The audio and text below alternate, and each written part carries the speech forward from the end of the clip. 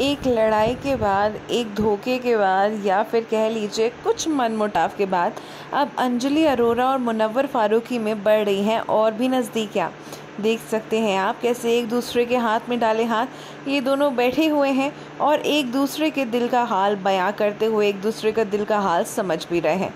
यहाँ पर अंजलि और मुनव्वर के बीच में काफ़ी कुछ हुआ है पिछले कुछ दिनों में, स्पेशली जब से वो टिकट टू फिनाले वाला टास्क आया था और अंजलि ने आगे बढ़कर मुनव्वर को डिच करने का सोचा था। हालांकि जो कुछ भी हुआ उस टास्क में वो तो पीछे छूट गया, लेकिन कहीं ना कहीं इनके बीच में थोड़ी सी दूरी आई, लेकिन वो दूरी भी भली ही थी क्योंकि वो दूरी भी इनको और करीब लेकर आ गई है।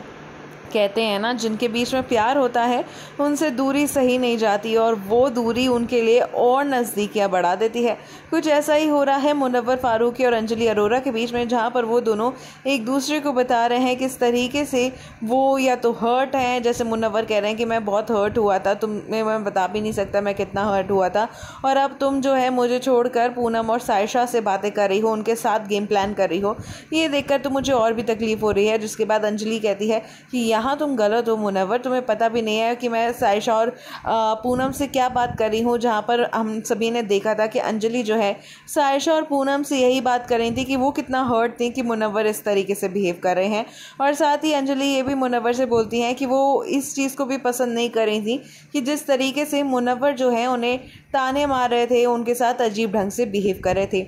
अब दोनों करीब आए हैं तो काफ़ी सारे दिल के हाल एक दूसरे के सामने साझा करते हुए नज़र आ रहे हैं। एक दूसरे के बीच में जो भी मनमुटाव है उनको दूर करते हुए नज़र आ रहे हैं और इनकी नज़दीकियाँ और भी बढ़ती हुई नज़र आ रही हैं। जहाँ पर मुनव्वर अंजलि से कह रहे हैं कि जाओ अब खाना खा लो, तो अंजलि कहती हैं कि मन नहीं है। जिसके बाद मुनव्वर यहाँ तक ये भी कह देते हैं कि जाओ जल्दी खाना खाओ, मन की क्या बात है, मैं अपने हाथों से खिला दूँ क्या।